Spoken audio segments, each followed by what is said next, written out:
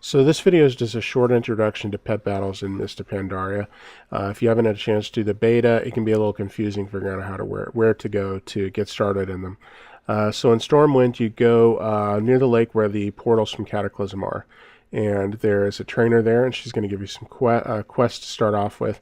If you haven't trained pet battling on any of your tunes, you're going to have to pay 100 gold to train it once, but then it's open for every one of your tunes across your account. So she's also going to make available a starter pet for you just in case you don't have any pets. Now, pets copy across all your characters on your account, so once you buy a pet somewhere, you'll have it across all your tunes. There is a strategy where you'd want to buy multiple pets, multiple copies of the same pet, but that's kind of outside the scope of this video. So this is the pet tab. There's mounts and pets are now in the same tab, and you can kind of get a quick overview of that. Don't worry about it too much right now. I'm going to show you what you need to get to do your first pet battle. So go outside Stormwind, look for these little critters with green paws above them, and you're going to click on one. It's going to start your pet battle. So it's going to start off with one of your pets that you put in the #1 position. And if you have more than one pet, you can switch them out using the 4 key.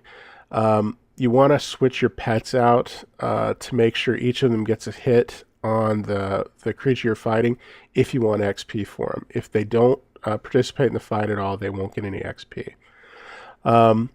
If the power there that's available to you has a green arrow pointing up, it means that power is particularly useful against the creature you're fighting. If it has a red arrow down, that means you get a penalty for using it. All your pets are going to start off with one ability, and as you level them, they're going to unlock additional abilities. They can have 3 abilities keyed to them at any one time. So we've just won our first pet battle there, and we're going to return, go turn on our quest that was to win pet battle, and it's going to open up some more quests for us. And what she's going to do is she's going to tell us to go visit the pet healer. One of the nice features of Mr. Pandaria is they've made it easy to find people that you need to talk to interact with. They'll have like a little cartoon bubble above their head. So we'll talk to her, finish that quest, and then go back and turn it in. Also, she sells lost companions, and I'm assuming, and I haven't confirmed it yet, I'm assuming that gives you the ability to buy pets you may have accidentally deleted. So we're going to turn this quest in, and then she's going to give us a quest that's going to tell us to go level up one of our pets to level 3. So this is actually when you're going to want to go out and fight a lot of pets, a lot of critters in the wild, and you're also going to want to start thinking about training some. So this battle is pretty straightforward. I'm using my Dragonhawk. It's got a good damage over time ability. It just laid down there. Both of its abilities at this point are good against creatures like the fawn, which is a critter. There are critters, there are dragonkin, there are undead, there are aquatics, lots of different types of creatures for you to discover. I won't spoil what they all are because half the fun of the pet battles is discovering them. So the Dragonhawk just leveled up there. Now, what we're going to do is the Dragonhawk leveled to 3, and fortunately you don't have to return to Stormwind to turn that quest in. So we get the next part of our quest chain, and we've done it and turned it in. And what she wants us to do now is go catch a battle pet. When you level one of your pets to level 3, you get an ability that lets you capture a pet when they get down to a certain percentage of health. So I'm going to show you how that works real quick. We're going to go up to this fawn real quick. So we don't have one of those. And here you have to be careful because especially if it's a lot lower than your pet is, you can accidentally kill it before you can train it. So you see the Dragonhawk took a pretty good swipe on the fawn. And we're going to lay down a damage over time, and then we're not going to do any more direct damage. Now we can trap it. And that's the 5 key is going to be the trap key. It's evidently there's a percentage chance you trap it. I've yet to fail at trapping, so I'm not really sure what that means exactly. Maybe if you're trying to trap a higher level pet.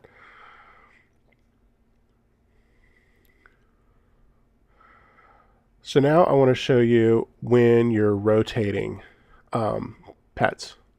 So the rotate key is always going to be number 4. 4 lets you switch pets during a battle. And like I said before, if you want to make sure your pets level efficiently, you want to rotate them each in and give them a chance to fight.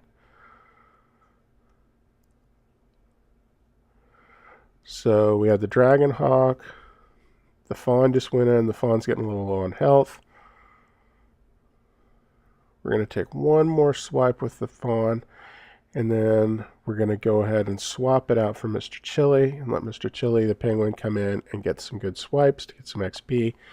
He's got plenty of health. Now, one thing is when you do level your pets, they do heal fully. You can also go back and heal, and there's also some food you can pick up in some of the reward bags that'll let you feed your pet to get their health back up.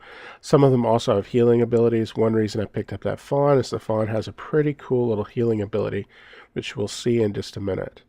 So this is the first boss kind of battle for pet battling, Alliance side. And you see those 2 snakes on the ground. There's a big one and a little one. Well, we're going to fight them. So she has 2. So you need at least 2 pets really to do this first boss. 3 is better. And if you could have them at least at level 3, it'll make it really easy. So I'm just kind of mousing over what's going on up there. So they're beasts, and we can see Murky the Murloc I've put in. He has 1 attack that's really good against beasts, and he's going to do that. And as soon as he finishes doing that, I am probably going to finish this mob off. It only has 13 health left.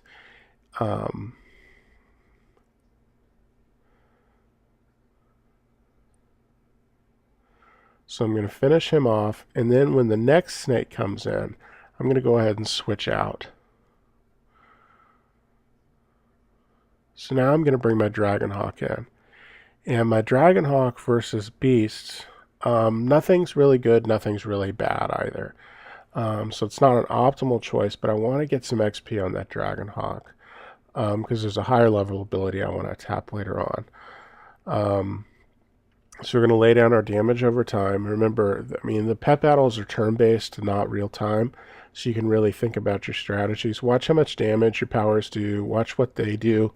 And, you know, in that respect, it's very similar to the game that this is obviously inspired by. So now I've brought my Warbot in, and all 3 of his powers are excellent against beasts. So I'm going to finish him off with this. I'm going to lay down some poison. I've been slowed now by the snake, but at this point it's too late for the snake. He has 8 hit points left. I hit him once and he's dead. So my Warbot leveled up there. My Dragonhawk got some good XP. Murky got some good XP. And this is the first of a pretty long quest chain that's going to take you all over Azeroth learning how to train pets and battle pets. You get a little bag of goods, and some of the stuff's good in it, some of it's just cosmetic. This one has cosmetic rewards in it. It halves the size of a pet that you have out.